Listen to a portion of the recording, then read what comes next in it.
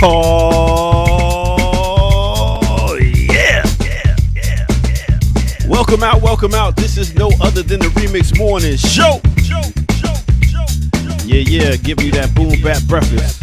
In case you didn't know, I go by the name of the Ear Doctor. And let me introduce you to the host with the most, straight from the East Coast. If you didn't know, I don't mean to boast. BK, represent all day. I'm out. Okay, wrinkle. I like that. Wait a minute, where the other host at? Where the other? Yeah, listen, man. You know when you make a group text, then you be like, you know what? Let me know if you're not gonna make it. But sometimes when you don't use the group text, but thank you. People already know I hate it. You hate it. I want other people up. I hate it. They know that. They know that already, don't they? Yeah. You know what I was thinking then? You're trying to switch topics already, ain't you? You're trying to switch. You're trying to get me out of this mode of I'm hating everything. But go ahead. I was thinking we could possibly send a link out to the chat room and bring somebody. Get a special guest. I don't mind that. Yo, my man. Yeah. Hey man, that's all about production right there. I like that. As long as nobody's okay, if anybody's crazy people in the chat, and you know who you are. If he sends the link out, don't jump on. But for the people who are a little sane and got personality, y'all jump on. I don't. I like that. I need some co-hosts. Yeah, I don't like talking to the camera by myself. I mean, not when you're not going to be on the screen, kind of thing. I mean, if it was just going to be you, I would stay up here and. Oh, okay. I'm down with that too, though. I'm down with that too. Let me just go ahead and put this link in the chat room. Nobody bugging. Now, I'll tell you, we're gonna give y'all like a certain amount of seconds. And then we throw you off. Yeah. I'll throw you off. Consider this an audition. There it is. Consider this an audition. Yeah. Everybody pop on and pop out. There are ways to deal with you. Mm-hmm. Which is there's a quick hook button. Yeah. Come on, let's give it a shot. I need people with personality. Tell right? Me. People with politics. Right? People who know how to have back and forth discussion. And know how to give them, like, what is it? Pass the Dutchie to the left hand side. I mean, don't hog the blunt. That's all. That's what we're looking for. Anyway, how was your weekend? Oh, go ahead. Oh, my bad. I was gonna go for more, but my weekend was good. I got contacted. So this is an ask. So I got contacted by a reporter from the Wall Street Journal who said they wanted to do an interview because they saw some interview or commentary I did at a workshop at Columbia, like I guess late last year or whatever like that, a little bit before the encampments. Mm-hmm. I don't remember what I said, but I'm sure I said something. You know what I mean? Like, so I'm a little bit torn of like, should I respond to this person and do an interview? Because the Wall Street Journal is right wing. Mm-hmm. I feel like no matter what I say or what how take it out of context. Oh yeah, they're gonna make me look like some crazy lefty dude. So part of me is like, I'm Pick your good. Battles. Yeah. And then this other part is like, wait a minute, it's like it's the Wall Street Journal, so this is gonna reach. This is a debate.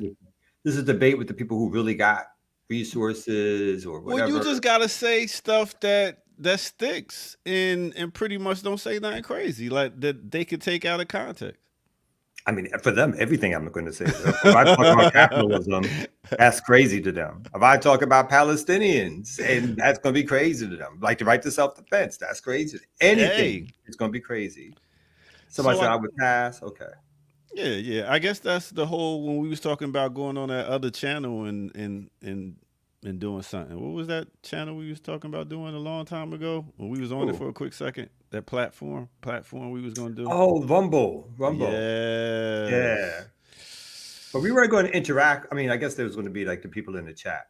Come on, it would have been worse than any. I mean, they already was like, what if I started white power media? Oh Like, yeah, here we go. yeah.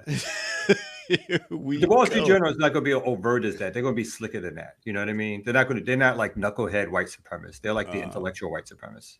Oh, okay. But I agree that somebody said I know they're not our friends. The question always is, can you get a message across within a platform? It doesn't make sense to use the platform to do so. I.e., I mean, some platforms are more neutral than others. Like even not the Times, not the Times still it's not even hiding it anymore on certain issues, but. There's some like CBS News, right? Yeah, they also our enemy. But they try to couch it in neutrality a little bit here or objectivity. Wall Street Journal ain't doing that. They so I'll think about. I mean, do it, man. Yeah, we'll see. Yeah, I mean, once we unveil our the name of the channel this week, I believe, then you can wear a shirt and represent. I mean, that's why I always say you got to lead the church sometimes to preach. You got to step over on the other side so they can hear, because there's still some people over there still confused, trying to figure out some things. But I'll leave that to you. Yeah. So that was your weekend. All right. No. That just happened the other day. I didn't say that, but my week. So what was my weekend? Swimming pool with the kids. The public swimming pool. I did feel a little like that. I did feel like But you know what? I like swimming pools better than the ocean, just because I be thinking about stingrays and being pulled into the ocean by the current and stuff like that. But yeah, I like to swim, so I like pools much better. I don't like to swim. But do you know how people be spitting in the pools all day? Like as soon as they come out of the water, peeing in the pools. As soon as they come, they just spit their water out their body.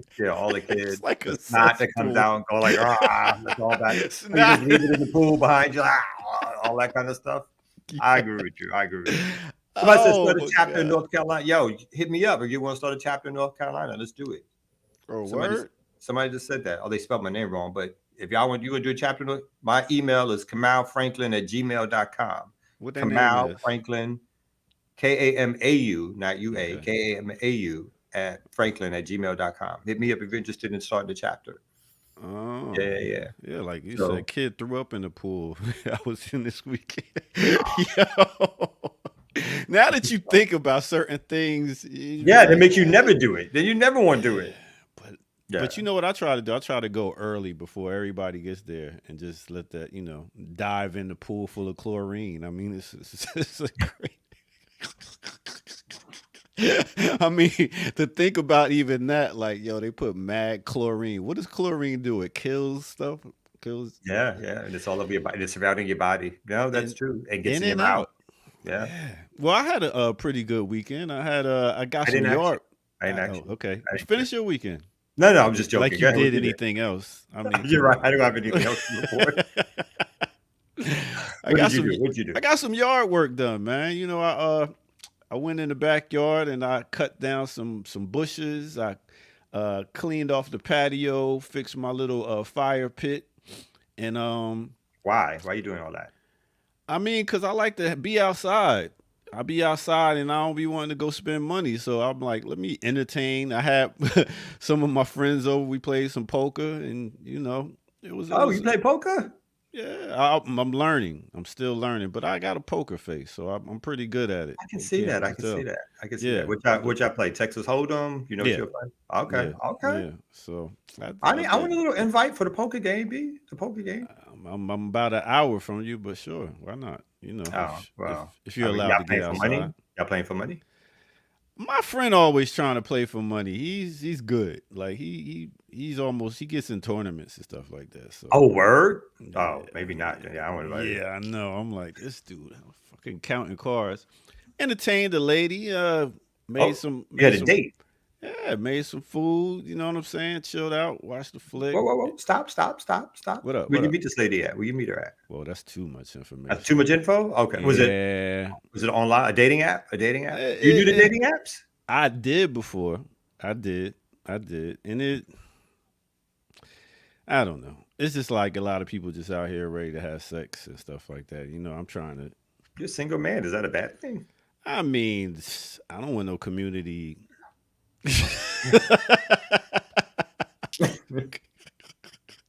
And a lot of people are just out here for the community. So I mean, I'm good. I'm more of a meet you in the grocery store and be like, ooh, hey, what you cooking? And good looking, hit her with the old school line.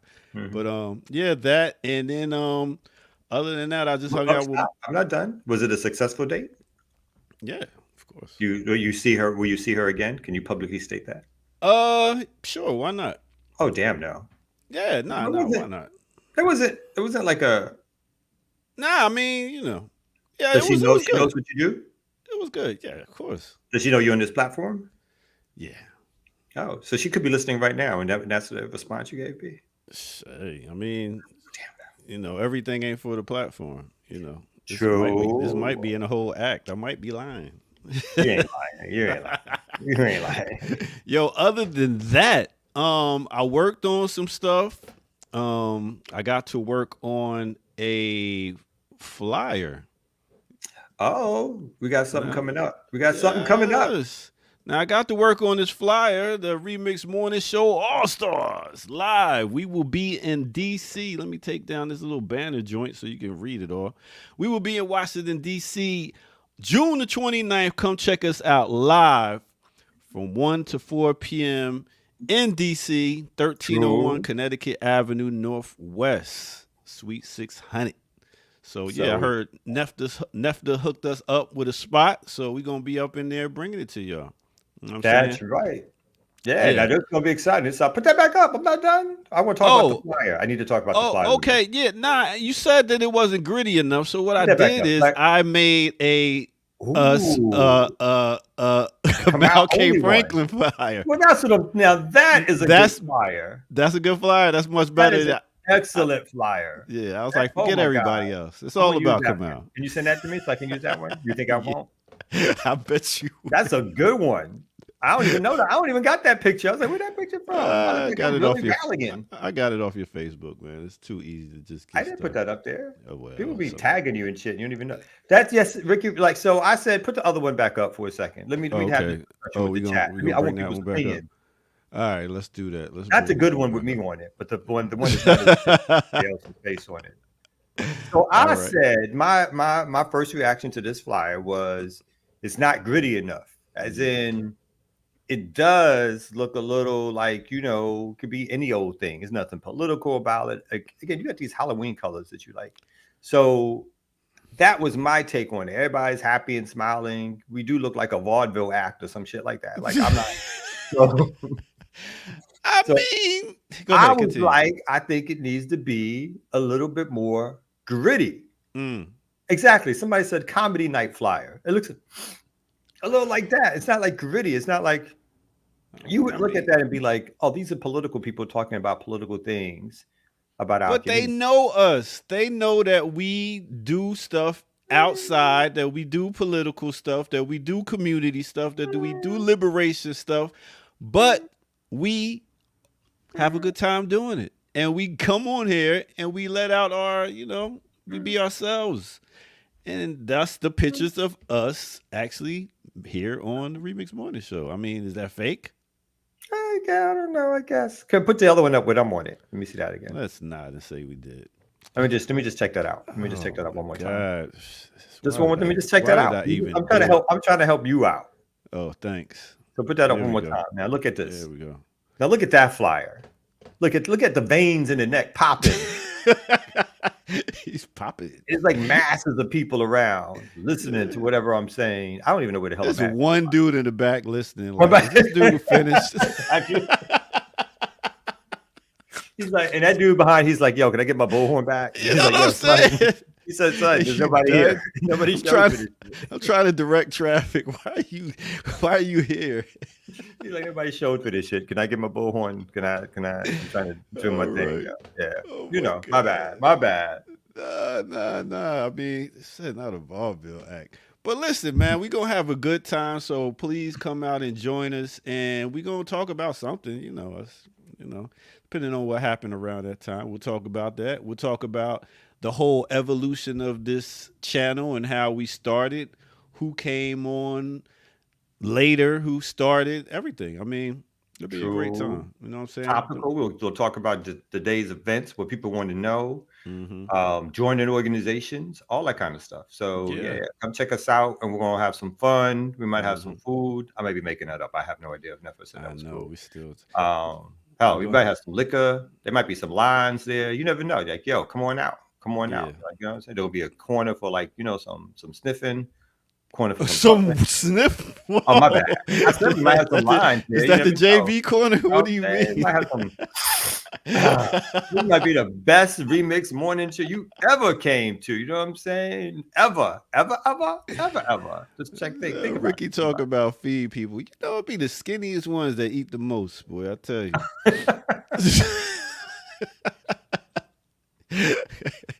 Already thinking about seconds. They ain't even start eating they first, boy. We got to grab, because we got to grab first. Us skinny people, we got to grab first. Yeah, Ricky the type that come to your party with aluminum foil in her bag and Ricky the type to come to your party and take over your party and shit.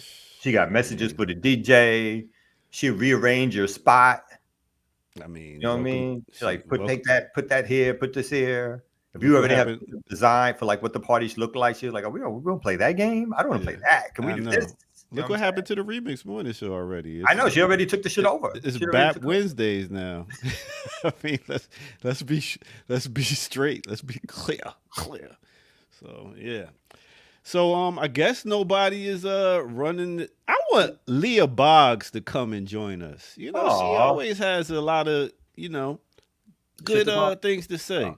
She even says some good things about me, and I appreciate that. That's one reason why you want Leah on. And not too many people do. Leah's cool. I like Leah. I think we met now once or twice. At least I know we met once in DC. But she's real cool. I like Leah. Well, I'm gonna put the link. Ain't nobody taking up the offer. They ain't about that life. She ain't said, none of y'all coming over here. Leah be you at work. What kind of work you do, B? I know, right? Listen to here with real jobs. I swear, these jobs they be having nowadays. I know. Bro. How y'all going to defeat the power? How y'all going to defeat the capitalist power when y'all slaves to it? You know what I'm saying? Yeah, Ricky, come on in. If you want to come on down, because you know me and Kamal, we won't get to news today. You know that for damn sure. Damn sure. Yeah. The numbers will whatever be break we have, I'll look for something. But that news thing is not going to be popping for 2 hours. I'm just saying. Yeah, not at all. Not at all. I do that too much in my regular life. Yeah, we got to. That is the thing, right? It's like you got a lot of stuff going on, and this is almost like a little break for us. But yeah, I agree with that. I've sometimes I know people were here for that reason, so I'm not trying to take that away. Yeah, not at all. I get that. I get that. But sometimes I am like, another serious moment. Yeah. I mean, and that's the whole thing about a morning show. We could have been mad serious and just talk about what's going on. Who gonna watch that though? Who watching that? Nah, not at all. I couldn't do it, especially me. I would watch this show, not even watching shows like this. Just because of the mixture of politics, the mixture of humor, the mixture of music, the mixture of what we do. And I don't see anybody else doing it like us. So big up to us. Nobody. Yes. Yeah. So nobody. We can't tell people to donate to our YouTube channel because that night. Patreon. And again, the Patreon stuff started coming in. And Cash App. Yo, definitely do the Cash App. The Cash App is fast, simple. The Patreon numbers came in, and right before they went to take the money, it was like this all-time high of resources. Then when they took the money, all of a sudden the card started declining. And so it never reached that high of like what it was supposed to the first time they take the money off. So I'm not complaining because people, I'm doing a little complaining. That's the one thing I do appreciate about the YouTube thing is that it's instant. People usually can do it right there. Y'all got to find a way to give us more money. Yeah, I mean, come on, y'all, stop playing. Now, big up to all y'all. I know y'all working hard, and this is the middle of the. Oh, everybody about to get paid. Big up. How about some fathers? It's Father's Day coming up. You know what I'm saying? Bless the fathers. We ain't trying to just be having ties, neckties, and barbecuing for everybody else working again. Speaking of, how's your you ready for this Father's Day? I don't care. No. I don't think I get nothing. I don't think you don't really get Father's Day. You don't get much as a dad. I might get a card, something, something I don't need, some shirt I would never wear. I get food cooked for me. My kids that was cool. Food. Yeah. My daughter will try now. Okay. But then I got to clean the kitchen up afterwards. She a queen of spaghetti? No, she does baked goods. Oh. She'll do spaghetti. Yeah, she does spaghetti. Yeah. Some pancakes in the morning. Okay. She's actually learning how to thaw it out a little bit. But it's like the mess that it takes. It's like, when you're 11 years old trying to cook. Oh. Yeah, it's like there's a spill here, there's a spill there. There's never I'm going to clean that up, but there's always a couple of spills everywhere. Yeah, you try to teach them because I when I cook, I clean as I cook. So I don't got nothing to do afterwards. But my kids, they didn't pick that part up yet. They still just leave stuff out. But they're good. I mean, they can cook. I'm very proud of them. Actually, my daughter, she's taking a summer camp thing, and she's getting money for it. Like some summer camp where she's learning French and other literature and stuff like that. And they're paying them to take this summer camp. I was like, I like that. And the more questions you answer, the more money you get. So she's like, I'm about to kill him. I was like, get him. I was like, that's my little. What? I'm loving that. Yeah, I'm loving that. Yeah, so that's what it is. I guess you can hang around and we could do a small little something. Hopefully by that. We got somebody in the building. I hope you got your. See, people don't like to show themselves. Well, they can't come on the air unless they put their face up. You cannot come on a morning show. Come on, a video show. But maybe they're just getting ready. They popping up and they're getting ready. So you want to give them a try? I mean, I don't know who that is, and I don't see their face. I know y'all can't tell the audience. Chichi Matcha. Let's bring Chichi Matcha to the stage. You want to? Why don't you do a little break first? Okay. Do a little break. Let them get their stuff together. If they come on with their video, and we can see who the hell they are, then they can pop on. But if they don't come on with their video, then we're just gonna remove them. No offense, you know what I mean? But that's just what it is. All right, let's take a quick break right here on the Remix Morning Show.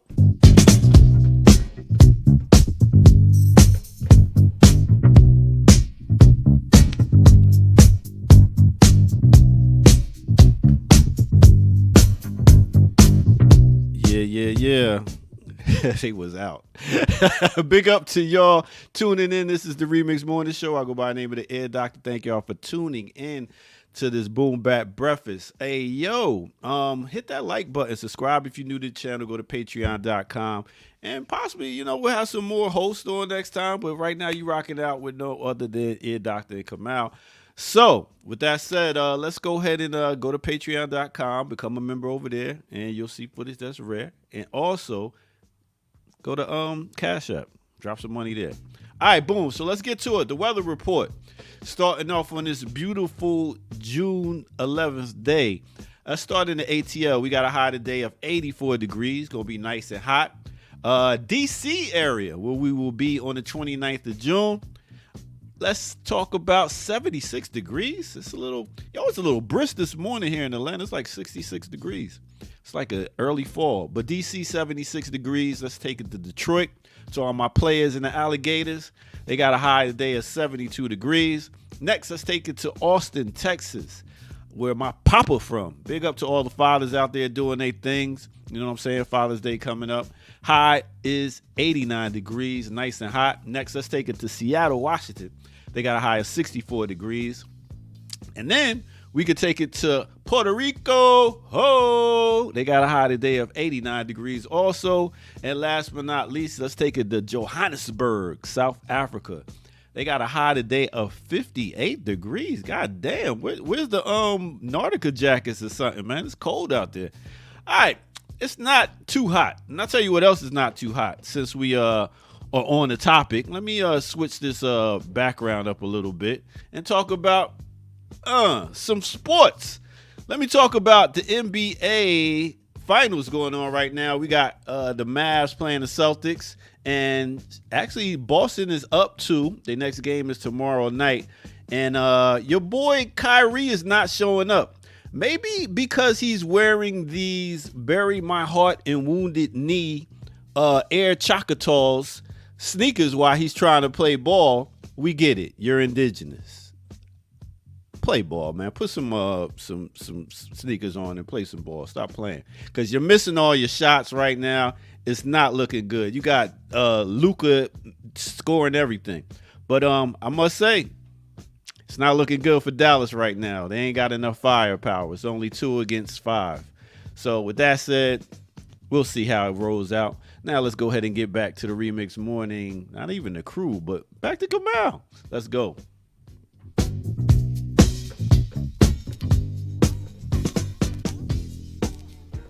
You like that book reference? Man, I did like that. You know, I'm starting to like it to be up here solo. I think we might need to rename the Remix Morning Show featuring Kamal Franklin. Okay. I think that's the proper way in which we need to do this kind of thing. And I'll just be the Remix Morning Show. No. Remix Morning Show featuring. That means I'm the feature person. Can you put that picture up with the bullhorn again? I don't think you quite understand. You know what I'm saying? Less than that. Like I think you are my Ed McMahon, and I'm Johnny Carson. See the laughter? See the laughter? That's what I need from you. That's what I need from you. The laughter. Yeah, what's going on with my man in his sneakers though? I was like, I've not seen those kind of sneakers before. I was like, what is up with that? God, you know what else I haven't seen before? What? Ricky Ryan on a Tuesday. Oh, it is my bestie. Yeah, boy, the crew is back. She's like, he's struggling too much. I can't. Nowhere. What?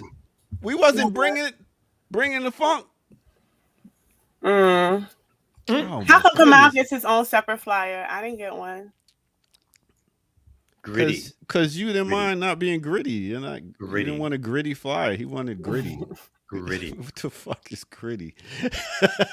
More salt of the earth. More like, these are movement people doing some movement stuff. That's how I felt. You want a movement picture too, or that was fine with you? Who, me? I mean, I have thoughts. We can explore. Ricky has thoughts. Oh my goodness! We can explore the Canva app. They have a plethora of options and choices. Y'all don't like my It just seemed a little together flyer. No. Yeah. It just seemed Wow. Grade school. It was a little grade school. How much thought and effort before I say thrown together? Because you probably put in some good labor.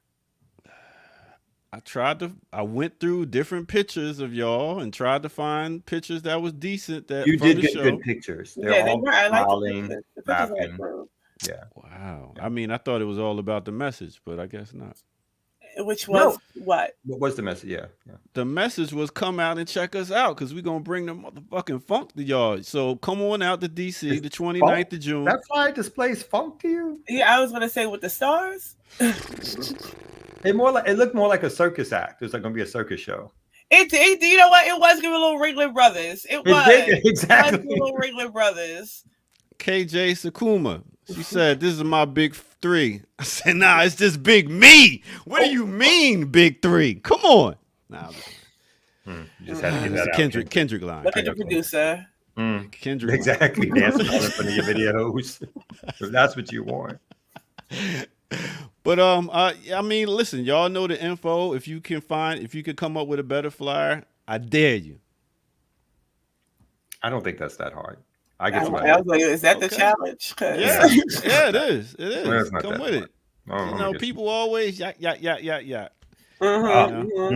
Show and prove to me. That's what I'm all about. True. Ricky got the memo of wearing red today. I like it. This is my little Latin American shirt. I don't know if you can see. Okay. Oh. Okay. That's where we are. I like it. Yeah. Hands off. Mine is a hand-drawn, painted Bob Marley picture right here. I thought that was Tupac. I thought it was Nipsey Hussle. Okay. Oh, yeah. I thought it was Tupac for a second. Wow. Some indiscriminate. Hey, here, borrow these, both of y'all. I actually do have a pair. I should have put them on. They're not actually prescriptive, but I get a lot of work done when I put them on. You look smart. I give you that. Let's put them on. Let's see how smart you look. I don't know where they are now. You don't look that smart now. So, see, we're going to have a good time at the end of this month, y'all. I'm telling y'all got to come out and see what we're going to do. True indeed. Yeah. Come on out. Are we doing event? What is it? Event Bright? Yeah. Something to let us know who's coming, or we don't care. Yeah, I think we should register people, right? Yeah. I think Ricky should be on this board to get this thing going. I thought Ricky was, and then a flyer came out. So you never you never said you was on the party planning. Well, to be fair, we just started doing it. No, to be fair to Ricky, we did just start talking about it after a remix show one day, and it was me, Jay, and Jared, and Kim. I know, I was watching, and I said, well, that's interesting, because all I got was a date, and now we're planning it on the live. Okay. Well, you'll be part of the planning committee from now on. Well, I might be busy.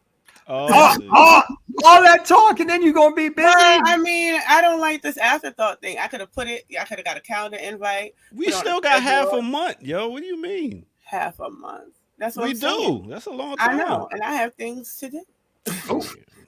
In the organizing world, that's not. I mean, well, we need food, so you can organize that in an event. You want the Haitian food?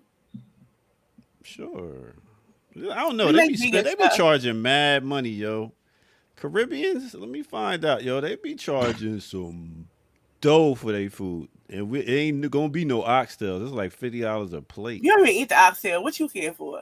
I'm just saying, y'all know how much they be charging at the Caribbean joint show. This would be bad expensive. We gonna get some Little Caesars pizza around with me. Oh damn! No.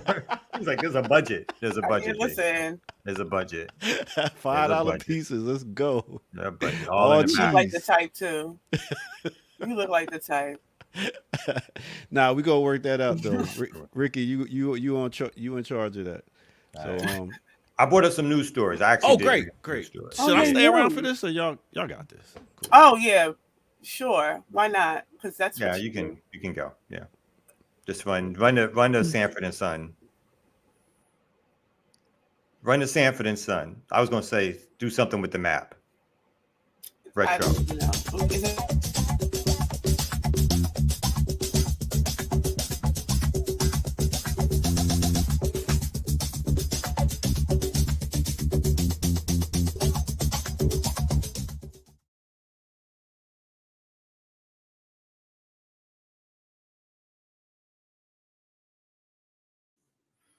What the hell just happened? I'm not quite sure.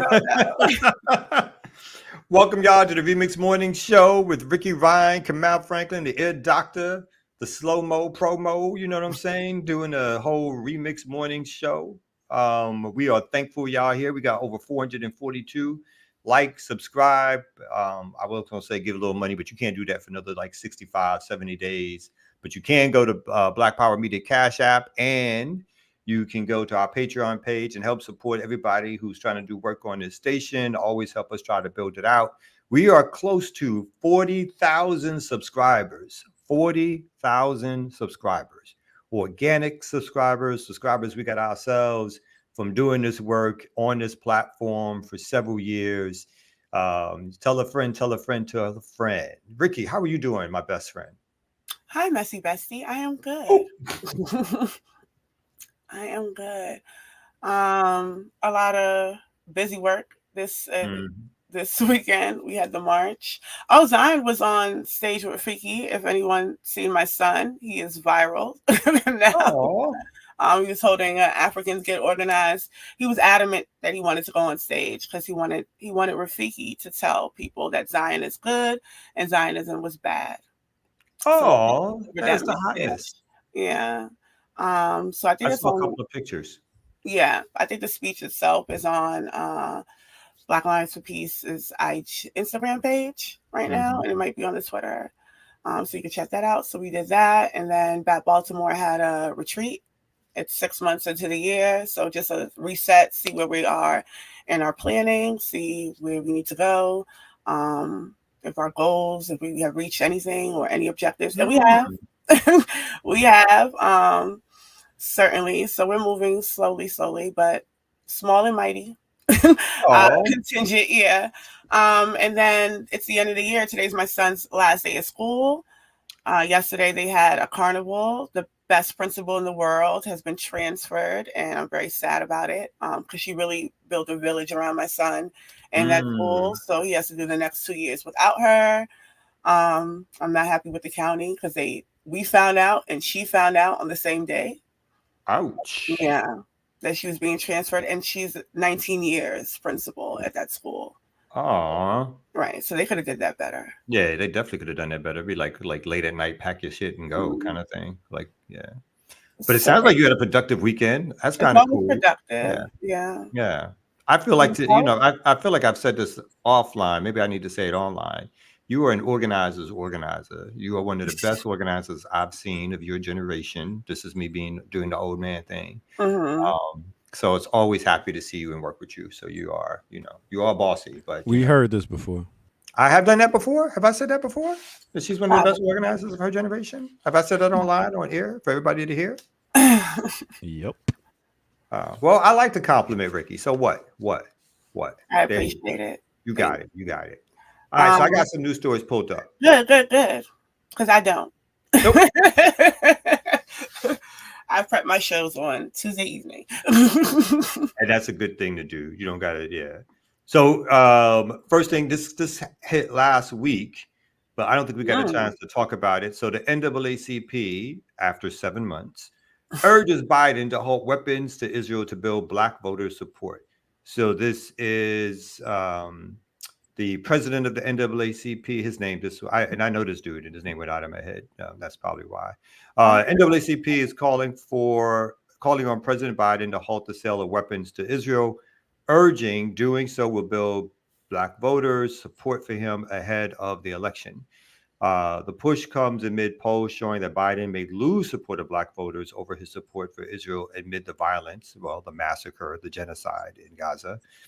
A poll by In Our Own Voices, National Black Women's Reproductive Justice Agenda, found that 24% of Black voters identified the Israel-Hamas war as extremely important. Again, this is not a war, this is a massacre. Ahead of the election, the NAACP calls on President Biden to draw the red line and indefinitely end the shipment of all weapons and artillery to the state of Israel and other states that supply weapons to Hamas and other terrorist organizations. That's their sort of neutral way of calling for a ceasefire. We'll get into that. The civil rights organization said in a statement, it is imperative that the violence that has claimed so many civilian lives immediately stop. And I'll wrap up with this part. It says, though the NAACP said Israel had a right to defend itself, it also said that to commit to an offensive strategy that is aligned with international and humanitarian laws. According to the Palestinian Health Authority, more than 36,000 Palestinians have been killed in subsequent Israeli military offenses, and Palestinians are facing widespread hunger and displacement. Yeah, that sounds like a war to me. So basically, Derek Johnson, that's just the name of the president, who actually was the president of the Mississippi NAACP when I was in Mississippi for a little while. And he's rose to the ranks to be the head NAACP colored person in charge. Your thoughts, Ms. Ryan? Well, NAACP is who they are. I just think the language around it, right? They're being very, very careful as to not be very specific about what's happening in Palestine. So even calling it offensive, not saying ceasefire directly, even calling it a war, right? So I think that the language that they're using, they're not at all where they need to be. But I do think that I do think, like, even with the pastors, right? The fact that 1,000 pastors signed a letter or petition, I think is significant.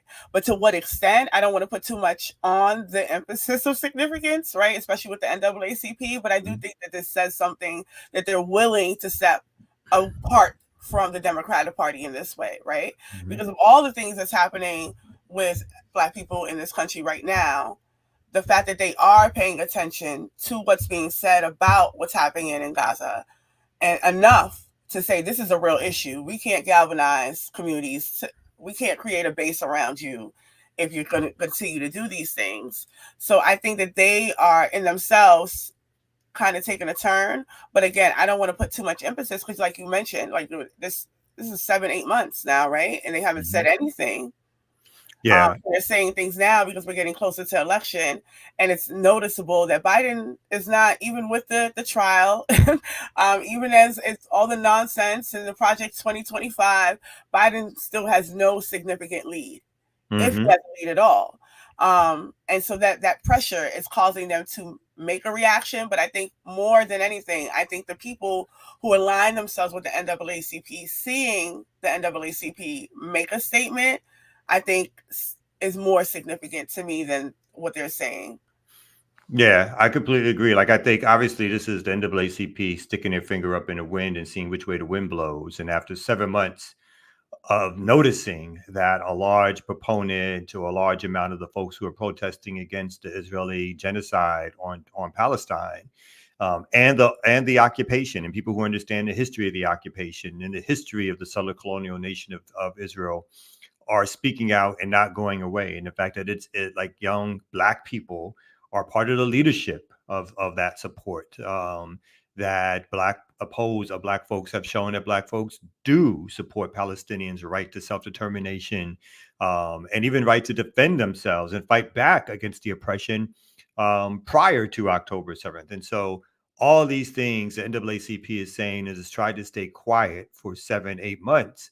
But now they see that this tide is not turning, and that they don't want to be overtly on the wrong side of history. They want to be able to say 10, 15, 20 years a day to the statement, as much as milk toast as the statement is, as calibrated as the statement is, to not fully condemn Israel for its war on Palestine. Again, prior to October 7th, Palestine was basically an open air prison. Palestinians were taken hostage all the time in both Gaza and in the West Bank and in what's considered Israel proper. So it's not like Palestinians were not being oppressed, snatched up, imprisoned, murdered, land stolen. All of that stuff was happening. NAACP had nothing to say about it.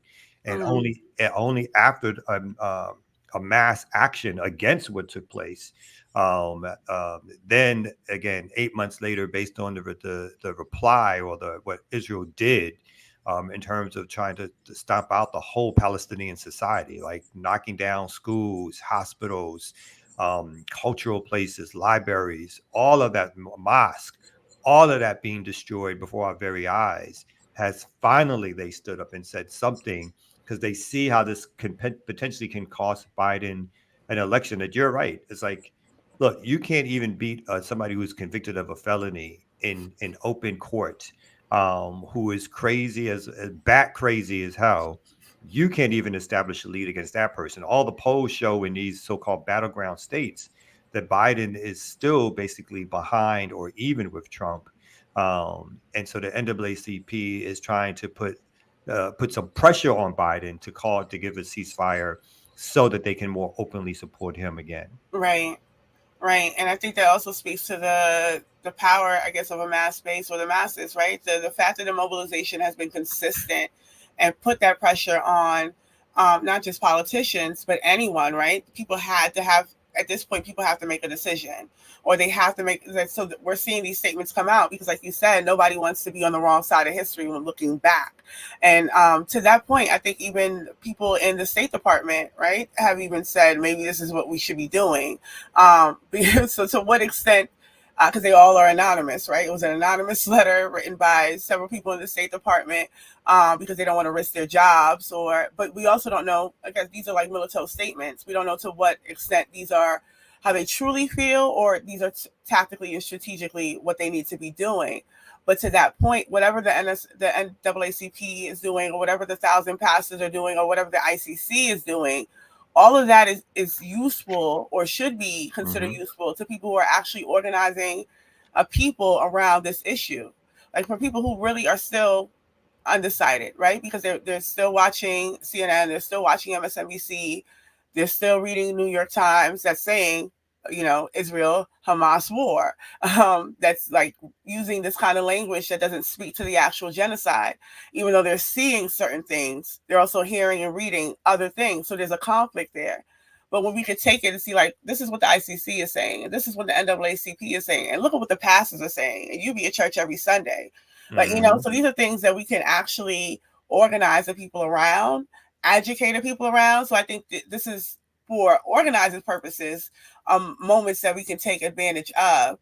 Whatever they do is whatever they do, and whatever the NAACP decides to do is whatever they decide to do. But for me, it's always like, how are these things useful for us? Like, because it's easy to just throw it away, because the NAACP is, they're not to be taken seriously in most instances. But I do think that these are moments that are really, because we've seen it advance in the last 7 months. I know personally in Baltimore, we've seen the call for ceasefire initially. Like, nobody's really talking about that now. They're like, Rafiki has everybody saying smash Zionism 7 times. But yeah, but the level of like the heightening of the contradiction and how far people have been moved and pushed in these last 8 months, I think is a testament to seeing how far we can push a message. Like, oh, they're saying that, let's see how far we can push that. No, I think you're exactly right. And that's part of, and that's, again, that's why they had to come out with that statement, because they see which way the wind blows, right? And they see that people have been out in the streets. It's not been some momentary one-time action. I mean, we just had this weekend where folks did a surround the White House action. Some estimates say like hundreds of thousands, over 100,000 people came out.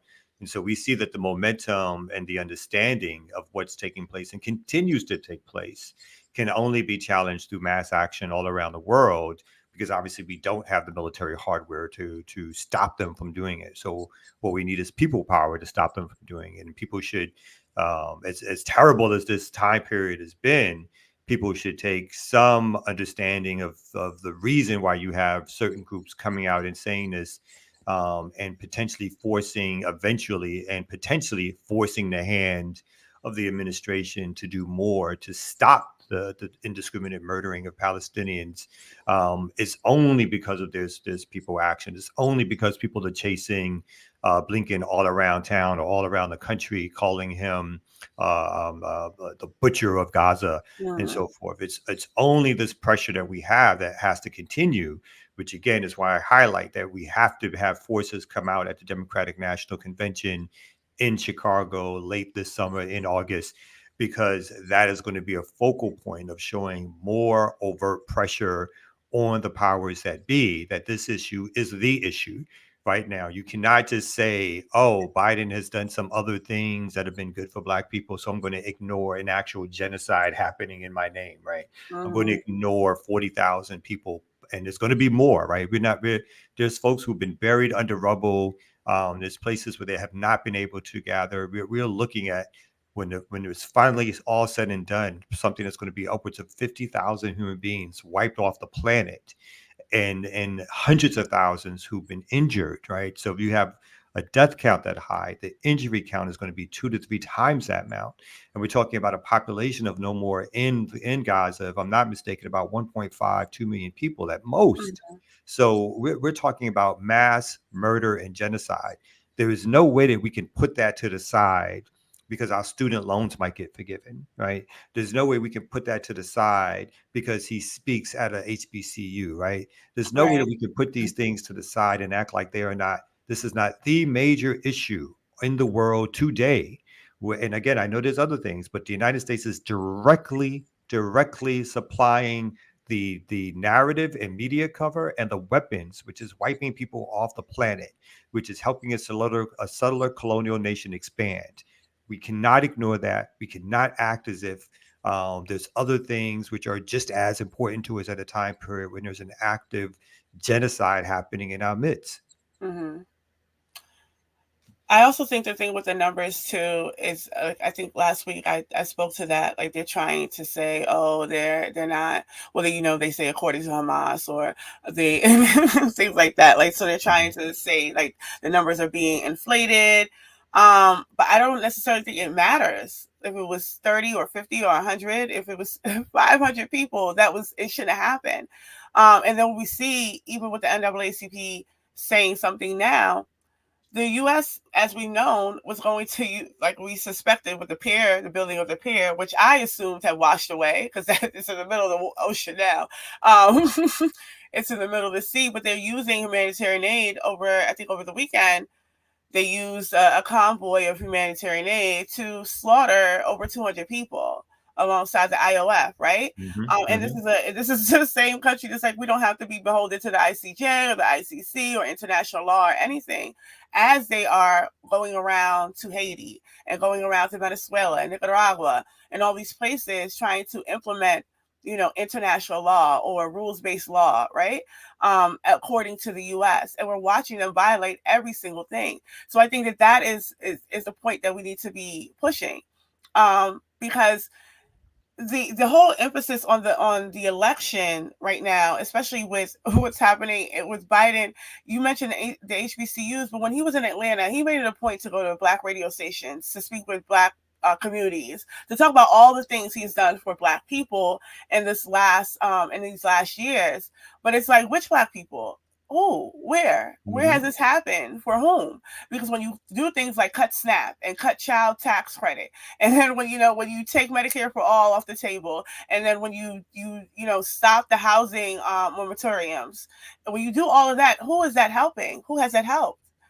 When there's no significant fight back about what's happening with education, and charter schools are being pushed all over the country. Which Black people are being helped? So when they talk about these little incremental things, I mean, farmers still, right? The situation with land is still an issue. I remember when that leaked interview, when he was speaking to Black leaders, quote unquote, and that was an issue for farmers. That's still an issue for farmers. So when you say, like, you've gone and helped Black people, where and who? Which Black people? When you're deporting hundreds of thousands of Haitians, like, who are you helping? So I think that it's really interesting that he's able to, because it's the same thing that Trump's doing, right? But they're up in arms that Trump is trying to use Blackness, right? You have a Joy Reid, and you have MSNBC is going crazy about that. Like, look at him speaking to Black people, like he's down, but they do the same.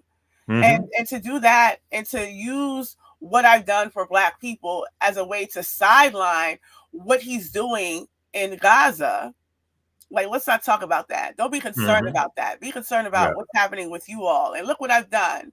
Right. And that's, for me, the fundamental issue with how these things are being slated, in terms of how we as organizers and people on the left, quote unquote, are even having conversations around solidarity and internationalism, because they are in turn using these same things. So when we say, well, what have they done for Black people? That's essentially Biden's campaign. Like, don't worry about what they're doing. I'm helping you Blacks. Like that. That's the campaign. Yeah, it's a paternalistic campaign. Right. It's like, you as Black, don't you worry about what's happening in the rest of the world. Don't you worry your little heads about that. I'm your dad. I got that covered. Here, like, here's a little candy for you, or for some of you, and you go tell the rest that, like, I got them. Like, I'm gonna take care of them. And the other guy, it's gonna be so much worse. So you just stick with me. Like, don't you dare stick your head up and actually have thoughts around what's happening in the world, again, particularly with the resources that you're getting from us to go perpetrate these crimes against the rest of the world, right? So, that's part of it too. It's this whole idea that we as a people should not somehow have a say or be a part of any discussion internationally, any discussion outside what people consider to be our so-called immediate interests, that we are supposed to just succumb to someone claiming, like you said, claiming to do something for us, and we're not supposed to be involved in how the rest of the world works. So that part for me also is like that. It's patronizing, it's paternalistic. It's a way, and it's always the way in which Democrats treat Black voters or Black folks in this country, when they so desperately want and or need Black votes, because the majority of white people always at this stage in history vote Republican. Like, you can look, it's probably been since Clinton, if I'm not mistaken, since any Democrat has gotten a majority white vote. And so they are dependent on a certain percentage of Black voters voting for them in order to reclaim the White House or reclaim these national elections, even though time and time again it shows that they do very little, if nothing, for the interests of our larger community. And it's built like that. Like, it's not should we should already understand that after 50 or 60 years of this similar most important election of your lifetime event happening, and you getting nothing out of it and they getting everything out of it, them being the upper middle class and rich folks who get stuff out of it in our community and in other communities. And you mentioned really quick the thing about the sort of so-called hostage rescue, which is getting a lot of play this weekend, where four so-called, well, I'd say so-called, but four people who were held hostage were rescued. And by doing that, killing over 200 innocent Palestinians, killing other people who were hostages. And some of these hostages were people who were actually IDF soldiers, right? And so I'm not sure how people who were captured can be considered hostages. But the media plays up the idea that these folks were rescued and downplays the 200 people, again, including kids, children, who were bombed in as they tried to so-called rescue these people. Hostage so-called deals to create a ceasefire and to return hostages were continually denied or stopped or not accepted by the Israeli government, again, because they don't care about the hostages. Their larger plan is to take over Gaza, to strip Gaza of its population, to push people out, and to develop that land as another extension of the solar colonial idea of Israel. So that part has also been happening. Yeah, I didn't even really hear much about the hostages until I think yesterday, really. And it was like, oh, it was 4 people. That was what, because I didn't really, I think the day that it came out, I was doing the action at the White House with the Red Line. So I think that happened maybe the day before. So a lot of it was me just catching up. So when I did hear about the hostages, it was like, it's the same thing where they say like the civilians, right? There were no civilians. When you think about the demographic of Israel, right? And that everybody is required or they have to go by law into the IOF at 18. How many adults are civilians? Right? So that really, I don't think that that's even a consideration. And all these people, especially when that happened, everybody was ready to pull out their guns and they were ready to fight because they are all trained IOF soldiers, whether they're active or not. They're all trained. So when do people become a civilian? And it's a fully armed population, right? Right. Yeah. And the fact that that's ignored, and then Biden's able to come to a Black population and say, this is what I've been doing for Black people. And there's no conversation that you have a police force and an ICE security, CIA, like everybody is involved with the IOF. There's multiple training, cross training through the deadly exchange. I think North Carolina is the only state that does not have a deadly exchange program because they push back. And that was another one of those fly by night under the radar kind of struggles that were won. That nobody even knew that was a fight. They just dropped it.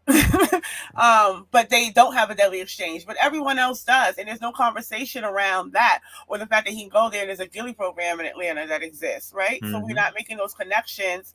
And people are still doing the fear-mongering around. But Trump is worse. We still have to vote for Biden without understanding, even if we're playing that Project 2025 game, right? Which I think is, if we're being realistic, it's already underway. There's no like, oh, Trump's going to come into office and then Project 2025 is going to be unveiled. It's already underway. And if we look at it through like a broader lens, the Democratic Party is already involved in much of that. And so much of that, especially when we look at the policing aspect. The militarization, I mean, the spreading of these cop cities under democratically led cities and states is wild, right? But nobody considers that as a part of like any kind of fascist endeavor or fascist plan. But what do you think an occupation of your communities are, especially a militarized occupation of your communities? So this whole worst thing is really a semantics game, because when you put people on paper and you understand fundamentally that we are people at war, it really doesn't matter who's in the lead, because the only thing that changes is the type of war that we're facing. But the war is still the damn war. Exactly. So the fight back has to remain either way.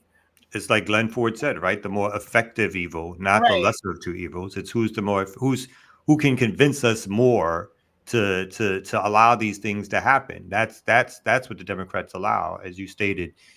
All these cities are controlled by Democrats. A lot of them are controlled by Black Democrats.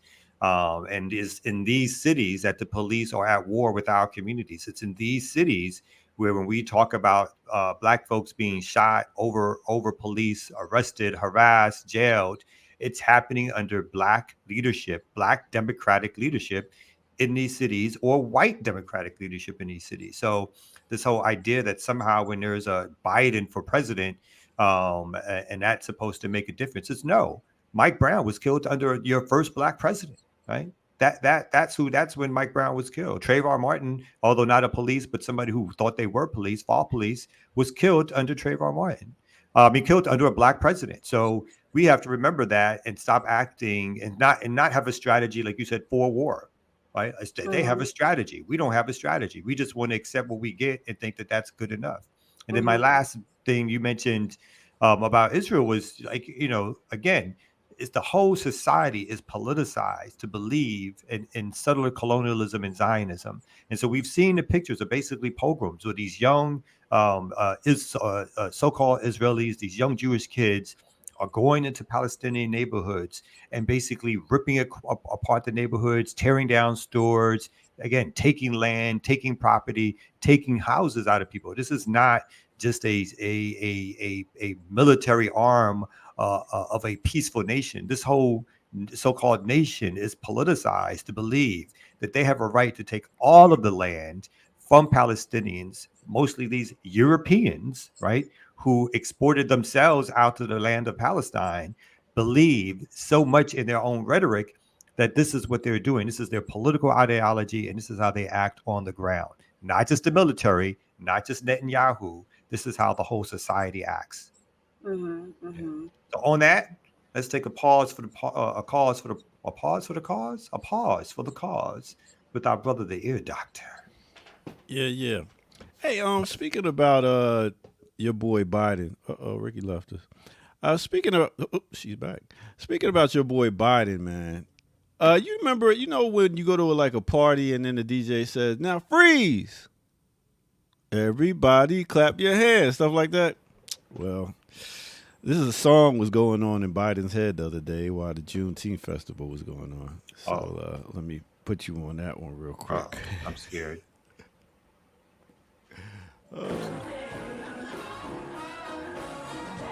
Freeze! Don't have no shame. Freeze! You can stop freezing now. I'm like, why did they bring him out there? Freeze! I feel like he just gets wheeled out. He's just wheeled out at the stage. Look at him. He's like, what am I doing here? Kamala's white husband's got more rhythm than he does. Yes. He's like, you alive? Yeah, sure. He can't even move. Like, he can't even lift his arms. Oh, there we go. Oh, my God. Is he sneezing? Oh, he's like, what the hell is happening? Oh, he's giving a pound. Oh, I think the dude just caught his hand on. They don't have no shame, these Africans. My God. Get that man a watermelon, man. Stop playing. We celebrating. Yeah. Was that a Juneteenth thing? Was that a Juneteenth? They did an early Juneteenth. Like, Juneteenth ain't even till next week. They need to obviously looking to get those poll numbers up. That is just crazy, yeah. And they don't have no shame. Just a shucking and a jiving. Shucking and jiving. Yo, that is terrible. But I'll tell you what's not terrible. This right here. That's right, y'all. Coming up soon. Is that non-gritty or is that glamorous? That's kind of glamorous gritty, right? I mean, it's cute, or whatever. But went to the archives. Hey, you know. Listen, glam gritty. Yeah. Listen, once you post it, it's public. You see, Zion, I lost that chain. It says Zion Trevor. Oh, nice. That's a nice picture, though, Ricky. That's a nice picture. It is a little glam. Yeah. The highlight was highlighting. So maybe I'll just do solo flyers for everyone. you know, in their own little. You can do that too, yeah. Space, since y'all don't like much. All right, so I guess we go ahead and get to a next break, and then we'll come back with some more right here on the Remix Morning Show.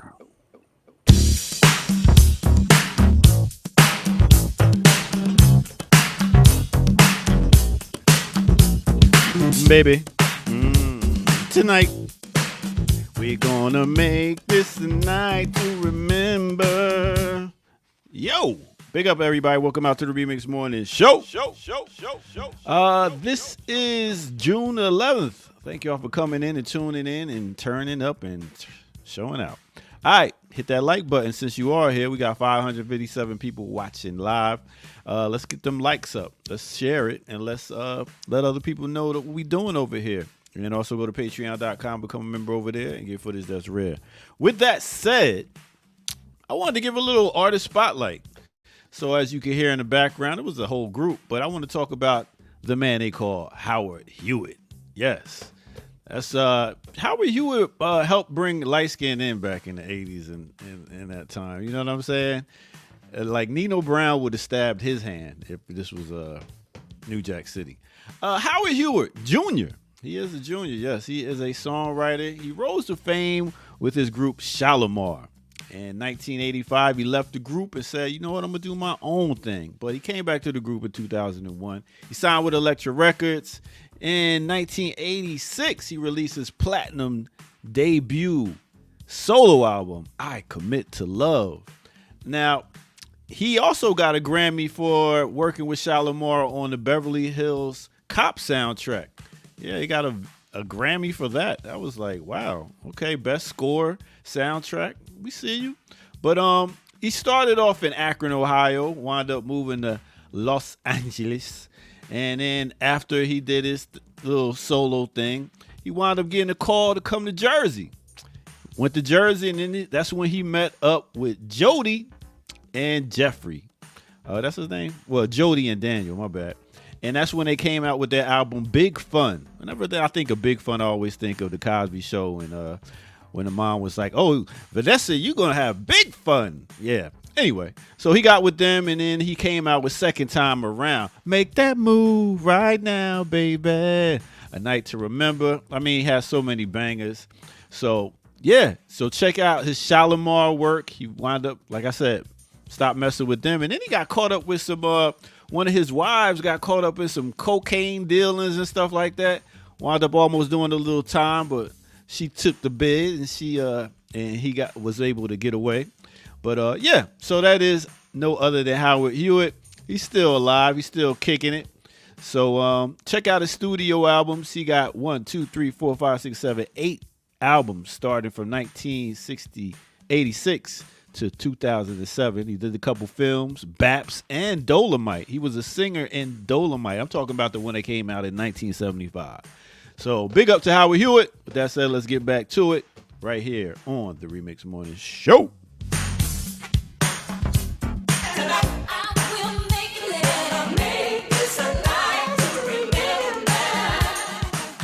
Shout out to Jody Watley. Yeah. Word. I love Shalimar. But wait a minute, you laid some facts down. I just didn't understand. So wait, he actually did go platinum with that solo album? Yeah. He should have never went solo, first of all. He shouldn't have. Justice for Jody. Yeah. Yeah, that was what's going on? Justice for Jody. Man, I used to love Jody with them big. Shalimar was a fantastic band. I don't appreciate it. What were we saying? Both of y'all was talking at the same time. Excuse me. Ladies first. Oh, thank you. That Jody Watley is the best. But I do like his song with Babyface. This is for the lover in you. That was my jam. Oh, for the lover. Isn't that's still Shalimar? All that is Shalimar. Yeah, I know. Yeah. All that. They were a super group for me. I love Shalimar. Anytime I hear a Shalimar song, it's like, that was good. And what he did with Climax. Yeah. Huh? I always will say yes. They're not Shalimar. I'm talking about Shalimar. That's Howard Hewitt. Only Shalimar. Right now. Mm-hmm. And what, the wife took a drug bust? Yeah. He got caught with some cocaine. Oh, he looks like the type of dude. He do, right? He do like that cocaine, like type. Yeah, he got the long pinky nail. He do. Mm-hmm. Big up to Howard Hewitt, man. Yo, he been in the game for a while too. I was gonna say he did some jazz albums with George Duke. He did a gospel album. I left that out, but yeah, he did. Jody could have had a longer career. Oh damn! Damn, it's just like fuck Howard. We talking about Jody. I guess I'll do Jody tomorrow. Ricky, how's about that? You did Jody Watley, I think, before. Yeah. Well, some people wasn't. Jody was the woman. Yeah, and I agree. Yeah, I was obsessed. Jody was gorgeous. Me too. I love Jody. I was like, ooh. And she was one of the first to come out with a rapper on her R&B song with Rock M on Friends. I must say, I was like, okay. I always thought she should have had a longer / better career, or like she should have. Yeah, I don't know. I mean, Paula Abdul had a career. Damn, shots at Paula. I agree. Big up the Scat Cat. I agree. Yeah, I understand. Oh my! I think there's some record industry thing. Somebody like didn't put her album out. It was Howard. He was light skin balling them. Oh, that ain't work. All right, my bad. No.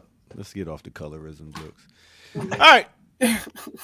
With that said, yeah, that's your spotlight. I like that one. I like that.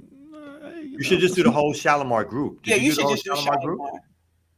Okay. Was it the rumor that the dude, or was it the DeBarge dude? There was some rumor that the dude was married. The other dude who nobody knows with the fro.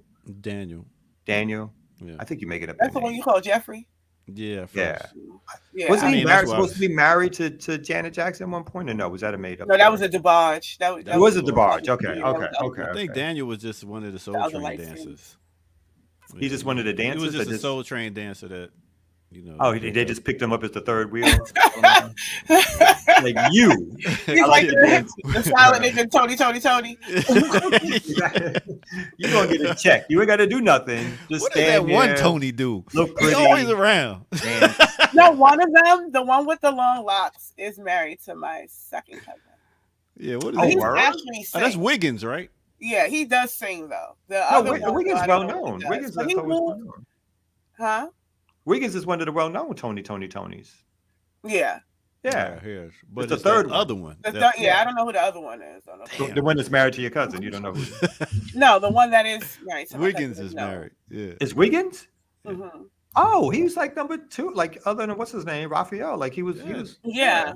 They touring, man. Get some tickets. Get some tickets, Ricky. It's like a second cousin, y'all. Not like I get you. You got to take I ain't got to hook up and shit. Yeah, my wife's fam keeps saying that they're related to The Weeknd. I was like, just because he's Ethiopian and y'all Ethiopian, don't. I need to stop. They got my kids going around saying we related to us. Like, please stop telling people that. We're not really related. Y'all related to the weekday, not weekend. Yeah, exactly. Right. I get out of here. I get y'all get back to doing. Yo, thank y'all so much for coming through. You know what I'm saying? Remix Morning Show. Here we do what we do. We're here with Ricky Ryan, BAP all day long. Kamal K. Franklin, Community Movement Builders, BAP. We organizing, we doing our thing. Yo, tomorrow we're gonna have a special surprise, Community Movement Builders, another big announcement about something else that we're about to do or did. Will get completed by later today. So yes, so there'll be another announcement about that. We're keeping it moving, keeping it rolling. Y'all doing a lot. I got to see it firsthand. I got to spend time with Kamal, y'all. I know. It was a lovely gathering. We need more time. Did he make you breakfast? No, she did not make me breakfast. I heard that you are the breakfast man. Yeah. That you bring it on trays with flowers and stuff for people. He did. It was like a really. I felt special. I felt special that day. And when we hung out the night before, I felt special. Then we had breakfast. Yeah. That's all I'll say. Mm-hmm. That's funny though. I am, aren't I? In real life. Funny. Yeah. Mm-hmm. Yeah. I was entertained. You surprised that I was funny? I don't give off vibes of like being humorous and funny and I mean, you do. Yeah, I was gonna say that's my vibe. You do. But I enjoy myself. Yes, and I'm so glad. And we're going to see each other in DC. You're welcome back and every time to Atlanta. CNB, me will always be proud to host you. Don't be trying to poach though. I feel like I am doing a little poaching of A little bit. I think I am a little bit. I am. They are now. That is who I look to. It's like, who in Atlanta is doing some work? Let's go to this BAP group. I know. I heard your open call for jobs. Maybe I'm down with the BAP. Problem. These open calls. No, and I mean, you got like the open. I don't care what it is. The open calls, the closed calls. The personnel things these days. I'm not sure what's happening. The personnel things, like it's hard to get good people. I'm just saying. You gotta vet them. Even when you vet them, let's not. Even when you vet them, sometimes let's not act like that's the perfect solution. It's like they still wound up cray. I'm just saying. You know, my ears be to the streets. I will for that one. No, you think I won't? You think I won't? I think I will. To the streets. I know about a thing or two. I think I will. No, I'm apparently I'm just, you know why? Because I'm like the trusting type. Like still, this is part of me that's like really untrusting, but there's also this part of me around organizing that is kind of like, you know what? People coming from all over. You got to see what works. You got to experiment here and there, blah, blah, blah. And, you know, sometimes it works. And a lot of times you're like, oof, that was just, I don't know what happened here. I don't know. I should have read the tea leaves or something. When someone says one crazy thing, you got to be like, oh, I got to believe. You got to believe. Yeah, I know what Maya said. No, but I think a lot of this is like trial and error. We spoke to that on Sunday, right? There's a lot of things that we're just experimenting with, because a lot of what we're doing, even though there's a blueprint, the material conditions are different.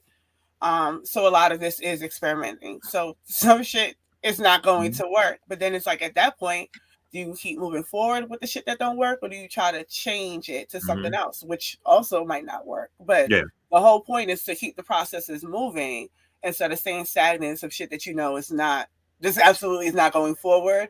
So just you're right. There and it's not going to do anything. And we get, when we get our history real quick, it's like people, because, we get to read all these great books about what happened back in the day. And then in the books, it sounds like everything was planned out, that it was all because they did some 5-hour meeting and they planned this out. It's like, and then when you talk to people in real life and they tell you like, oh, no, we had no idea what was going to happen that way. It's like, we went out there, we tried to do what we like similar, like we were prepared. We tried to do some things. Something happened that particular day, at that particular moment. Either it got picked up in the media or more people came out than we expected, and we got to roll with it. So a lot of times there is preparation involved, but a lot of the things that we think now that were like, oh, they happened like that because there was so much background prep and stuff like that. A lot of that stuff it just took place. It happened. Nobody knew what the expected outcome was. And it turned out to be something that today we remember as this tremendous event or this turning point. And again, at the time, people didn't really think it was going to happen like that. Again, it's not to say that we don't get prepared, but sometimes you don't know what the big event is going to be or the thing that's going to move the position forward for whatever you're organizing for and or against. So. Right. I mean, look at the encampments, for example, right? I don't think anybody assumed that what we saw in Colombia would take off the way that it did. And then even what we saw in Colombia is not the same as what we saw in Georgia. So people had to be prepared for different things. But also, like, at the point of escalation, it's like the plans, you can stick with the plans if you remember them. But when you, like, are running from the police or trying to not get beat in your head, it's like, oh, what was that on the agenda that we said we were going to, what was the next action? Like, that's not how that occurs, right?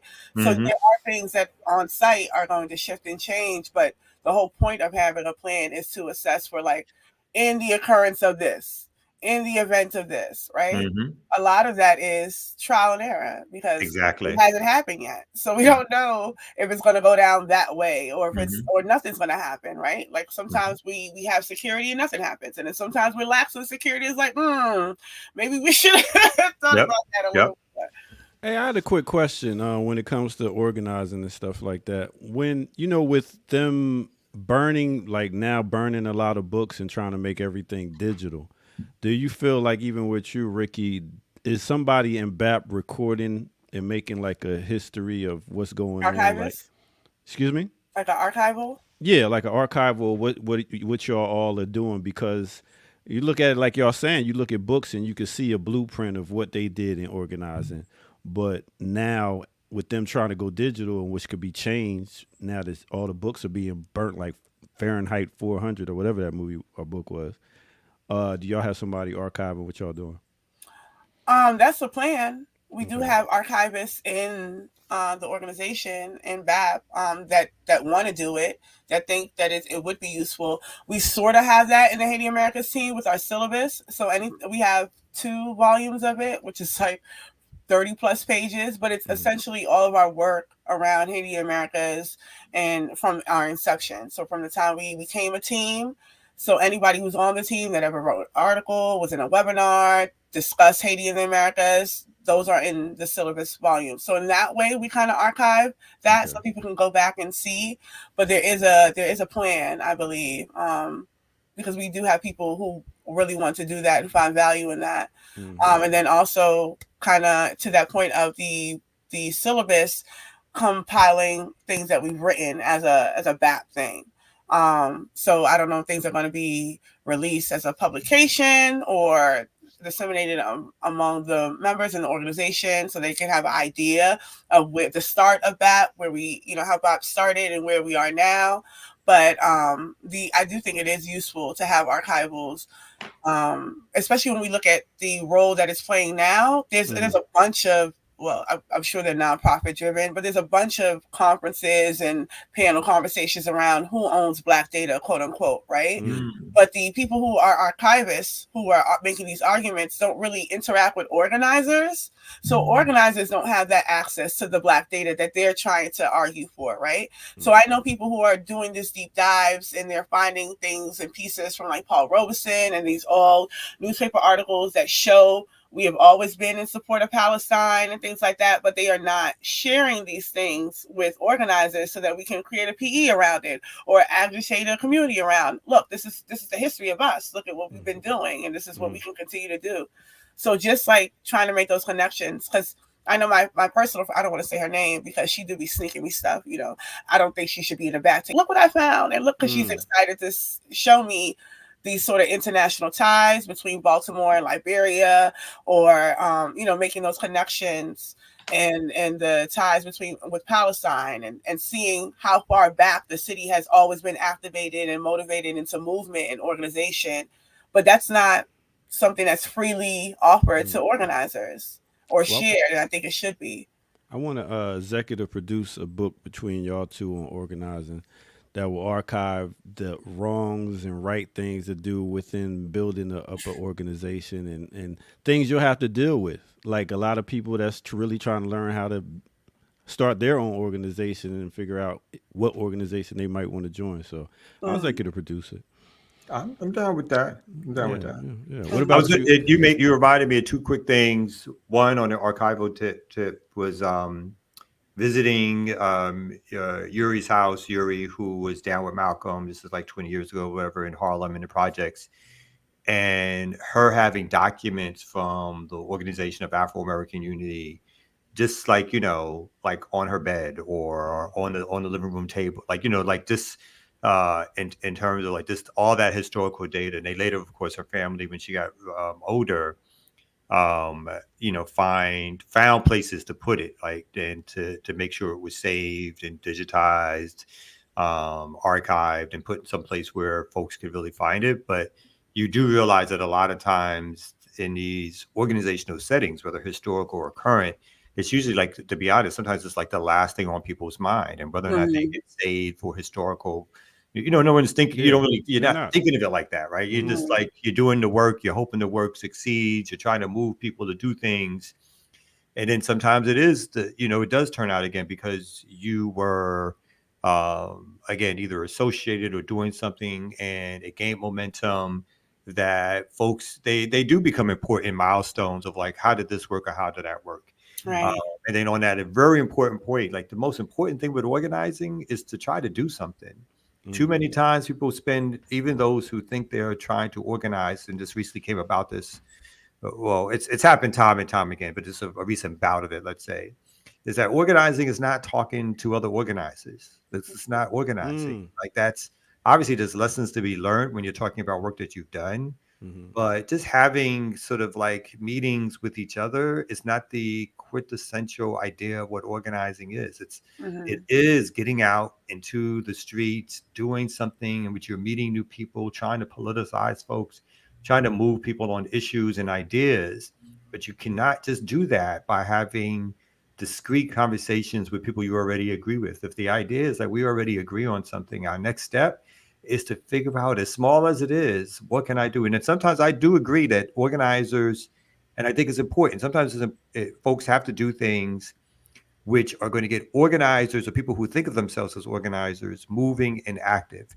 Doesn't mean it's going to have the greatest outcome on the community, but something that begins to get you out there, that teaches you lessons, that trains you, can be important in the short term as you develop larger strategies of things that are going to actually have a larger impact on the community. So I'm not one who believes in doing things just for doing things' sake, but at the beginning of organizing struggles or with new organizers, it is that training and practice of engaging with people, of canvassing, of doing things in which you're interacting with the public and becoming comfortable doing that, that really leads to better organizers. It really leads to more work getting done. And so once you find whether or not you're starting something or joining something, after a while, you got to try to either you're pushing it to make sure that it's actually in the community doing something that's getting it to interact with people, because otherwise it's otherwise you're just having some theoretical conversations about history, about what's happened in the past, what you believe in, and that can be a starting base for something. But if that's where you begin and finish, then you're not an organizer, right? You are a theoretician, you are a philosopher, you are a thinker, but you're not an organizer. You got to get out there and take some chances and have people slam some doors in your face, walk away from you, throw your material down on the floor and keep it stepping, to really understand the psychology of how you reach people, how you get to people, how you make sure the next time that interaction will go differently. But unless you try, that apprehension that you have, that nervousness will never go away, because you're too scared about you're too scared about like like how that makes you feel, as opposed to understanding like it's not about how you feel and it's about improving in your task. So, yeah, you may feel that part. Yeah, you may feel shitty for a moment, but immediately you should start thinking, next time I should approach this way, or maybe I lead differently, and let's see what happens with that outcome. So, and like Ricky always says, there's different roles in organizing. I think a lot of people don't realize that you could be a writer, you could be in media, you can be a photographer, and those are different roles that could be played as in to help archive about what you're doing, so it could be used for the next generation. Lord knows we need photographers, child. Because these people do. I mean, in a moment, right? Especially if I'm facilitating a thing, I know the shots that we would want to have. Like, make sure you get the room, make sure you get the speakers, make sure. But I can't be the one taking the pictures if I'm facilitating, right? And then, so the type of pictures that we would want to have is not the pictures. So that's a thing. But a few things. A couple months ago, Musa, Salif, and myself, we were in conversation because the elder had told us, I see what y'all are doing. Y'all doing a whole bunch of work. I've seen it online. I see the pictures. I see all the flyers. And then y'all have the event and we don't hear shit about it afterwards. Like, that's it. And so, in thinking about that, now at least in Back Baltimore, we write summations, and to that point of archival, like, what did we do? How did we do it? Did we reach our goals? What can we do better moving forward? And just the idea of having a summation period, right? It gets the people to reset, think about what actually was the plan. Did we see the plan through? What could we, move forward with, and what can't we? And as we keep doing these events, like, things are tightening up because we have the summation. Like, we know we shouldn't have done that last time. So this time we're going to try it this way. So I think that has been helpful, but then also to the point of being able to look back. Because one of the things I do like to do, I am nosy. I like to go back to the old past minutes, because them meetings was a lot. Like, you look at the older organizations and you read the minutes, it's like, dang, they were struggling about dumb shit just like we was. So you can see that, right? So I do appreciate those kind of things. I think the summation kind of serves at that too. Like, people can go back and look at some of the town halls that we've done or the teachings that we've done and kind of assess, okay, so this is how they put it together. This is what they did for canvassing. I also think, I get it. But I also don't think that when we talk about organizers, we're not all coming in at the same place, right? The same point. So I don't mind the talking to each other, because really, even when people be like, we're preaching to the choir, sometimes the damn choir needs some preaching because they be off tune. They don't know, they don't know the word. They just sitting here. So sometimes they do, because a lot of people who are in organizations they don't understand. They don't really know about, but they know I need to be in an organization, right? So how do you activate organizers? Because some people are just stagnant in organizations, not doing nothing. So the same way I think that you need to be speaking to a bunch of people, you certainly should. You also need to, it should be a constant communication and political education, especially when you're in coalitions. Because coalitions come from a whole, I mean, you have to really struggle to a point of unity, right? Where are we finding this point? Okay, right here. But that's like hours long struggle just to be like, okay, we reunite right here. This is where we're moving forward. So in that vein, we have to be speaking to each other constantly so that we can understand the direction. So that when we are talking to a bunch of people, we're in the same direction, and we're not like, this is where we're going, and this organization over here is going that way, and this organization, because there has to be some sort of unity in how we're moving forward if we want to bring in a mass base. Because if everybody's going everywhere, I mean, we're seeing that in all the cities that we organize in, right? It's difficult to bring in a mass base because everybody is organizing differently with different objectives and separately in silos. So I think there should be some preaching to the choir often. So to both of y'all, I didn't want to cut you off, but I No, did. go ahead. So to both of y'all, when it comes to, do you really want growth, or do you just want to have power players in your organization that you can move with, that you trust and you know what they're gonna do? Because it seems like with growth, you got more possible problems, and then you got to reach back and make sure you teaching other people how to do stuff. What is it? Would you rather have growth or just your power team? To me, it's about what's the purpose of your organization, right? So there's some organizations where growth is not important because of what their function is, like if they're a cadre, right, or if they're some kind of organization that's built off of a particular political ideology. Growth is not as important as cohesion.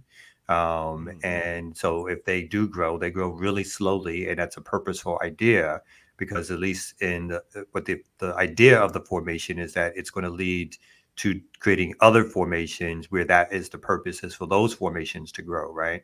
So for organizations like mine, I guess ours that are consider ourselves mass based, with the idea that we do want to grow, like we do feel like the idea is, if you're not growing, then you're not working, right? Or something's wrong if you're remaining at the same level you were 2 years ago. Growth becomes important, even though you're extremely correct. Growth by its very nature means more turbulence, more disturbance, more different things happening that were either unexpected or that causes issues within. Because growth means new personalities, new ideas, more philosophies, people clashing with each other, people trying to figure out what work is, and Because so forth. CMB is in 3 different states. No, CMB is now Or in 7 different cities. Dallas and Yeah, Dallas, Detroit, Atlanta. In fact, we have two chapters in Michigan. We have LA, we have Sacramento, we have a chapter on the edge in New York. So we've grown. We have a Delaware chapter. So we've Delaware. grown over the last year. And we have other people that we're in contact with who are exploring additional chapters, right? And so again, sometimes that growth is uneven. It's, you can't plan for, or you don't always know who wants to do a chapter, and that comes with its own difficulties of like, can I trust you to do this? Are you in a position to do this? Do you have people around you can do this with? Again, are you a little, being honest, whatever, you're a little cray? Are you going to do something that's going to disturb the balance, right? Are you out for self? Do you know how to get along and play well with others, or even within the context of having discussions and disputes? Can you settle those things in a way that keeps the organization growing, as opposed to splits and divergence and the rest of it? All of that, the moment you start trying to organize, all of those things are factors that begin to play out. There's egos involved. There's styles of work involved. There's personalities, there's philosophies, there's ideologies. All of that stuff are things which you're going to have to confront as organizers, and the question becomes, how do we confront them in ways which help us grow and keep going? Again, sometimes how do we confront them in ways that says, you may be a great organizer one day, but this organization is not for you today, right? So you should either go start another organization or you should go join another organization, because the way you're fitting in with this organization is not moving us forward. And I'm going to shut up, Ricky, but I completely agree with what you were saying about people talking to each other. I just meant it can't be the only thing that we do, but I completely agree. You don't improve unless there's constant communications amongst the choir or amongst the organizers themselves. But I like to believe that those communications not only should be involved on what we think, but there are communications involved in what we do and how to do it better. Yeah. Right. So, Ricky, do you encourage growth in BAP, or do you feel like, do you want like 7 states like CMB? Or they got more than 7 states. They make it. It's like over 800 members. It's I think close to 1,000 members in BAP now. But your main hub is where you're at, right? Or no? Well, actually, I am now the membership coordinator, so my main hub is everybody. I am responsible for all of it. But no, you go, girl. Yeah, well, the growth thing, I think there's always, I think, a contradiction that exists in organizing, right? Because it's like, do you want to, if you develop the politics first, then if politics is a priority, then the structure kind of slips by. So you'll have people politically strong, but no structure, right? So as you're growing, you don't have a way to hold that capacity for growth, right? So you'll have a small but mighty bunch. But then if your focus is structure, and then so you build out a structure so you can receive more growth, and then the politics take a back seat, and then you have to catch up with that, because now you have a whole bunch of, especially in mass organizations, like when you have your structure, and that happens a lot with nonprofits, right? People have the structure and not the politics. And you can see the kind of tensions that come with that. So it is, I think initially we've always said, one of the things we've said as we built out, especially post 2020, where there was like an influx, I think every organization got hit with an influx of hundreds of people.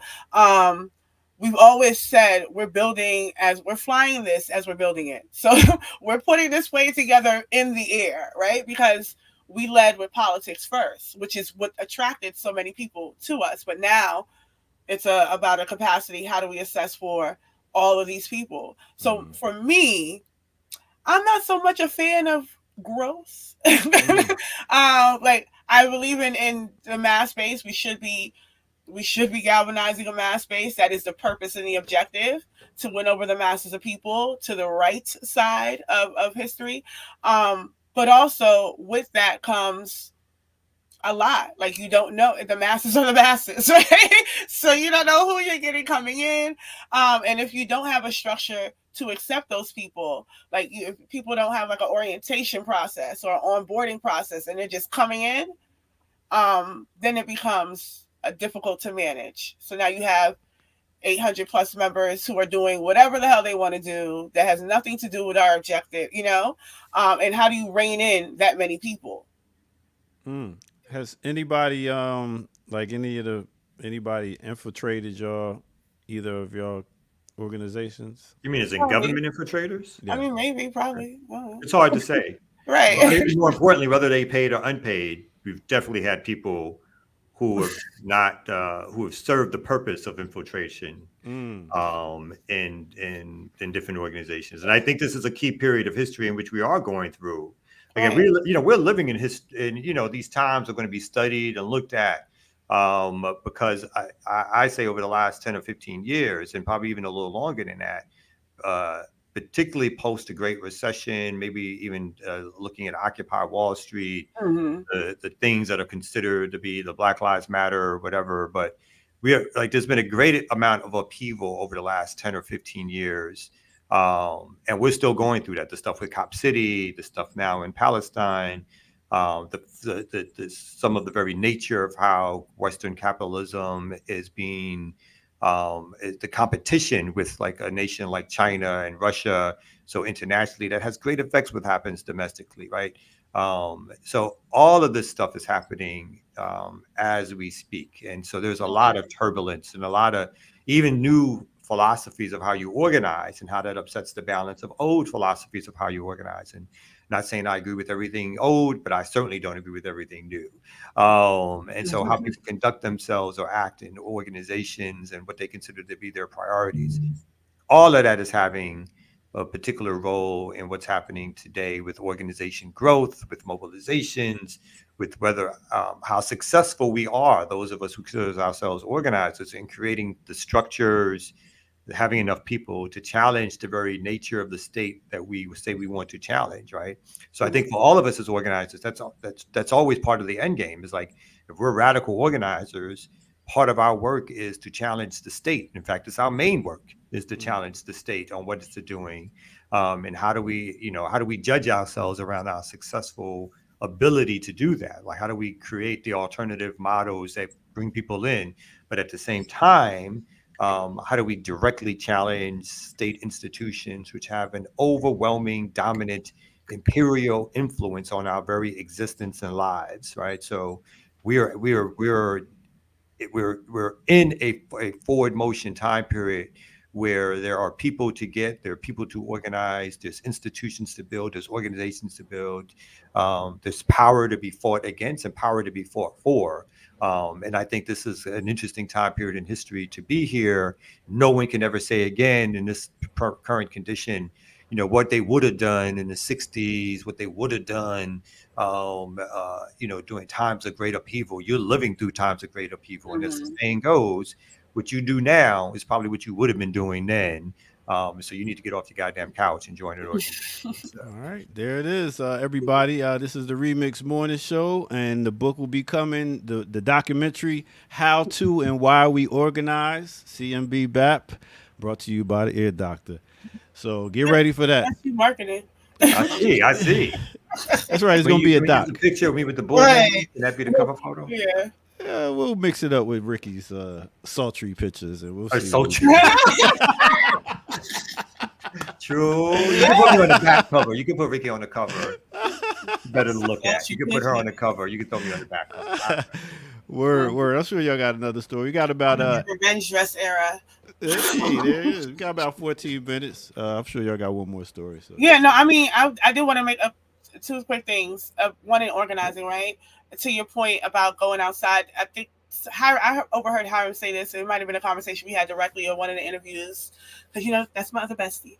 But he was saying the first time that he was like organizing, right? And he spoke to this priest, and he was like a well-known priest that organized in the community. He was like, "Yeah, I'm organizing now." And the priest was like, "Oh, you're an organizer?" He's like, "Yeah." He's like, "So, okay, if you're an organizer, don't come back here until you spoke to 100 people." And like, so that type of stuff. So we do that now on some, you need to speak to 75 people before you come back here. You need to speak to this many people before you come back here. You have this many, give it away, like before you come back here, because you have to engage the people. And I chuckled a little bit when you say, even when they throw it down, because people rude as shit. People take your shit and go right to the corner and throw it in the trash, right? But you have to be prepared for that. Or they'll try to argue you down while you're talking, right? So you also have to be prepared for that. So I do think that those are practical skills, especially learning what to say in real time. Because people don't know what to say. People are not familiar with the talking points. People really don't have, again, they have no idea about the organization they are organizing in most instances. And you don't learn that until you see them active, right? Until you like, that's not what we say. So, and then you make a note, and then but that's why I said it's important to reassess and speak with everyone. And then the point about infiltrators, like, I just think that's like not even the correct question, because the focus on that really wouldn't make a difference. We really wouldn't know. We honestly really wouldn't know, because the people that we might think are the ones are probably not, right? Because I think there's an idea that they would look a certain way or they would be so obvious, right? No, the ones causing the ruckus are regular. They're not the ops. They're just regular reactionaries. The freaking ops will be quiet. They'll be the ones, taking on tasks and things like that. But what Rafiki always says, make them work. If they want to take on the task, let them take on the task, because that only moves the organization forward, right? If they want to do the work, and you can't suspect that. I think it's we have enough bad examples of that, the suspicion of infiltration, right? There's been a lot of lives lost. There's been a lot of movement lost behind suspicion of infiltration. So I think that question, have we been infiltrated? Probably. Probably. I think at this point we should expect that, because like you said, the conditions are so heightened to this point. I mean, we're going up against the state. I mean, there's RICO charges, and there's look at what's happening with Uhuru. So these are real things. There's a YouTube video about me now that's calling me an evil communist lady from some random person. So these, so these are real things that happen when you're visibly organizing. So, and as your organization becomes bigger and it becomes more receptive, people become more receptive to the messaging, then yeah, that possibility exists. But we can't lead with that, because then that becomes, that's what you're organizing around. Who's infiltrating? Exactly. Yeah. People get caught up in it. Like, again, I believe in security. I'm probably bad at it, but I want to start off by saying I believe in it, but I err on the side of, look, we don't have necessarily the technology, know-how, the structure even set up to figure out who's an infiltrator, to be honest, right? People, it's not so much that you don't do things that try to guard your structure, try to make sure you know as much about the people who are joining your organization as possible. But if the FBI is not going to send somebody in where you could just go on a website and be like, oh, this person went to the academy at such and such and such, and it's like, they're not that dumb. They may do some dumb things, of course, but you're not going to figure it out that way. And so I completely agree with the sentiment of put people to work, let them work, see what their attitude is and what they're doing within the organization to either be helpful or disruptive. And that's how you're going to be able to judge, right? You're judging not for infiltrators, but for people who are fulfilling the mission and doing the organization work and helping the organization run, versus people who either are doing things but causing disturbances, fights, splits, trying to break up your organization. Those are the people that you need to be more worried about, fearful of, and try to corral or separate from in a time in figuring it out early as opposed to late. Like sometimes, again, to a critique of myself, I'm far too late in the sort of like, something's wrong or off with this particular person, we need to do something about it, as opposed to like, oh, let's just see what happens and whatever. So I do appreciate people who are security conscious in that way. You're not going to usually catch somebody in the beginning of, if someone has ill intent, whether purposeful or not. It's usually going to be by them demonstrating how they act within the organization. Again, this is particularly for mass base. There's security measures that cadre organizations take on, meeting people's families, knowing their history, a time period of work together, that help them do a little better with sussing out who is potentially an overt agent or undercover agent. But even those groups have their own splits and infighting, whether personality or ideological. There's no perfect solving of the issue. Infrastructure doesn't solve it completely. Political education doesn't solve it completely. But there are things that you do that help lessen the potential impact, and to cite the sort of be able to see what it is you're dealing with in terms of people, personalities, and philosophies that help you move way better. But there's no perfect solution to it because you're dealing with human beings, right? So understand that. Yeah. I also think, like, in terms of like people who are reactionary and disruptive, I've just given people enough rope to hang themselves, because there are, once your organization has a process, ensure that your organization has a process, right? And just go through that process. Because people will show their ass, right? And then they will, because that, once, if they're determined to be disruptive, they're going to be disruptive, right? So they're going to find every and all avenue to do it. So you just give them enough rope. If you have a code of conduct within your organization, if you have a principles of unity within your organization, just refer back to that. Are you living by these standards? Because it exists here. And if you're not, then, that's the easy out. That's, I agree. Yeah. Ease them out. So I think that, again, having a structure is important, so that you're not left to figure out, now what do we do? When you have these people that are disruptive. So you're doing it on the run, right? Like you're making it up as you go. And go, which is it's not the worst thing, because a lot of those things, some of these things are like we've never had this encounter, and right? they develop out of the bad things, right? Yeah. Right. So we would have never thought that this is something we have to deal with. So now we have to deal with this. So what what does it look like? But then other things you can have. You obviously shouldn't be talking to people a certain way, right? So like those kind of things that at least like, okay, so we're gonna if these are the kind of struggles that we're gonna have after 3, 4, 5 of these, this is not gonna work. We already had this, we already collectively decided we're not gonna do this, and you keep doing it, you're obviously doing it for a reason. And the other thing I want to say too, Sophia Bakari, her work on security culture, when she talks about how lax we are, which is giving the government our name, like even when we sign up for things on the internet, we will do that quickly, not read any of that shit, just sign our name. But for people in our organization, we're like extra scrutiny, right? Like who, what, when, where, what, like that, right? So we have with the state, we're fine. State know all our business. But with our like people that we're organizing with, it's like we're extra, like, if I ask you to fill out an application that asks for certain information, like you're like, oh, I gotta give that to you. It's like, right. How many websites you went on today and gave that information to? But if I ask you, or the organization asks you, what did you say that you're politically aligned with, that you've studied some history, that you want to be, either you are an organizer, want to be, and the first time you connote any suspicion is when you're dealing with us as an organization. But like you said, all day, any day, every day, they're giving out that information to everybody and anybody when they want to get something, when they want to get some material good, or watch some video or do something else. All your information is free and willing to give. No, I didn't say Sophia. I said Sophia. Might as well. And Quentin, you said something about our the CMB's link was not working. I apologize for that. So info@communitymovementbuilders.org. If you're interested in finding out more about Community Movement Builders, joining, starting a chapter, getting down with us, email us there, and then I or somebody else in the organization will reply back to you, and we'll get that link fixed as soon as possible. So apologies for that. Oh, there's another link I shared with you all. Oh, yes. I think I saw that. Sound like y'all need to hire some RT over there. That's not necessary, but I mean, you're right. But no, we got some. It just happened. It just happened.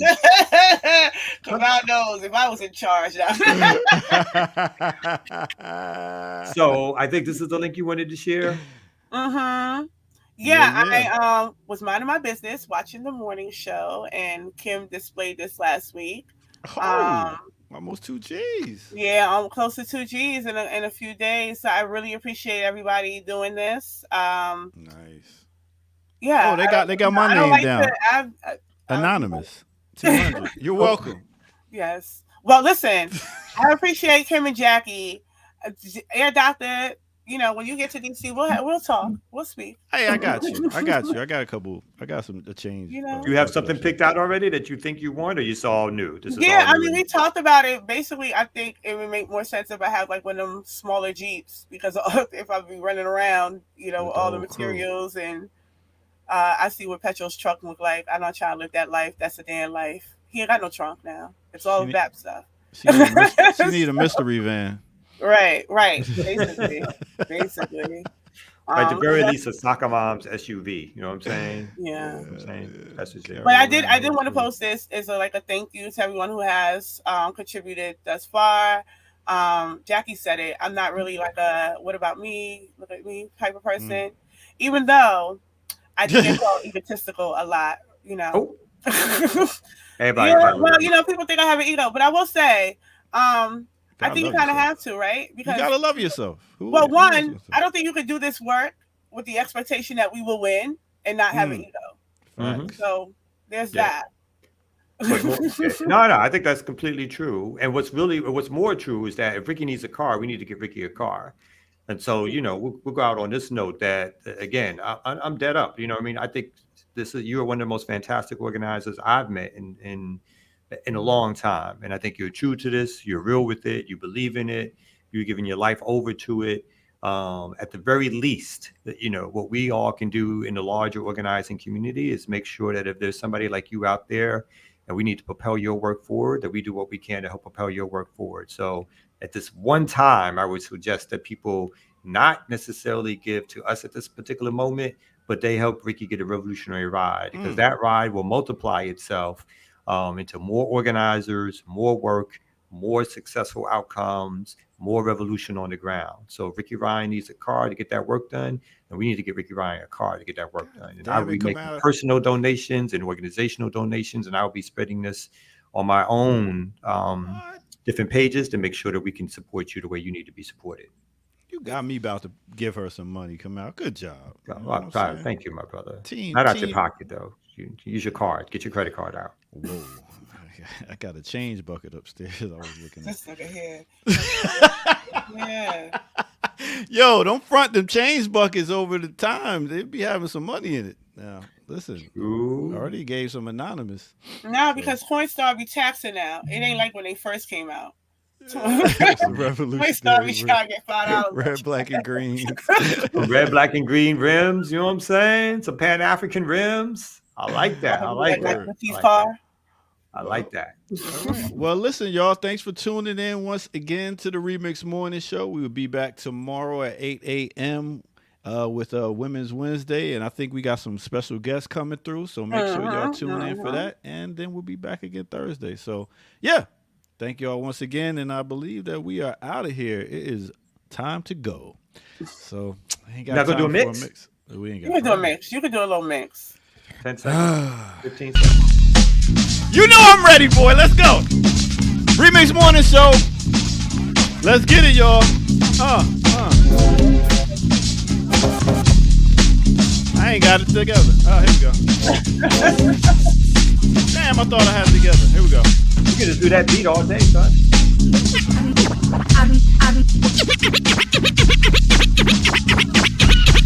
I know you come a long way, baby. Woo! But you don't need that heart of stone. No. You prove that you can do it, baby. You can make it on your own. But you can't keep running away from love. Cause the first one let you down. No. And no others try to satisfy you, baby. With me, true love can still be found. Love can still be found. Let's go. Yeah. The second time is So much better, baby. And I make it better than the first time. We out here, y'all. Remix Morning Show. Peace.